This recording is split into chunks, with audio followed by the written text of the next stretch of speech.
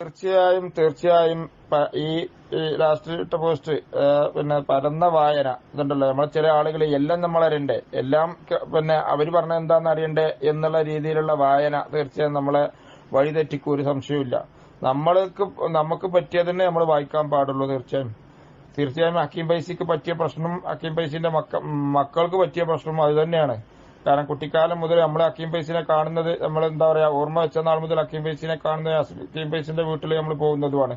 അന്ന് മുതൽ ഹക്കീം ഫൈസിന്റെ വീട്ടിൽ ഒറ്റ പ്രസിദ്ധീകരണം നമ്മൾ സ്ഥിരമായിട്ട് കാണാറുള്ളൂ, അത് പ്രബോധനാണ്. മനസ്സിലായില്ലേ? അതുപോലെ വ്യക്തിപരമായിട്ട് പറയല്ല, ഞാൻ ആ വിഷയം മനസ്സിലാക്കാൻ വേണ്ടി പറഞ്ഞെന്നുള്ളൂ.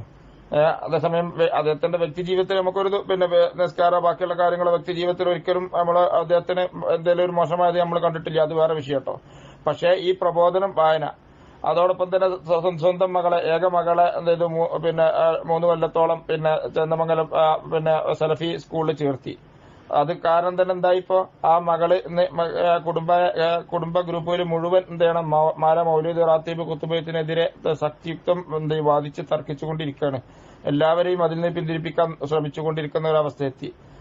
പിന്നെ സുഹൈൽ എന്ന മകനാണെങ്കിലോ ഇപ്പൊ എത്രത്തോളം എത്തിയെന്ന് ഇപ്പൊ നമ്മളൊക്കെ അറിയാം. ഫേസ്ബുക്കിലൂടെ പിന്നെ നമുക്കറിയാം അവന്റെ ദീനിയായിട്ടുള്ള വളർച്ച എത്രത്തോളാണെന്ന്. പടവലങ്ങന്റെ താഴെ കീഴോട്ടാണ്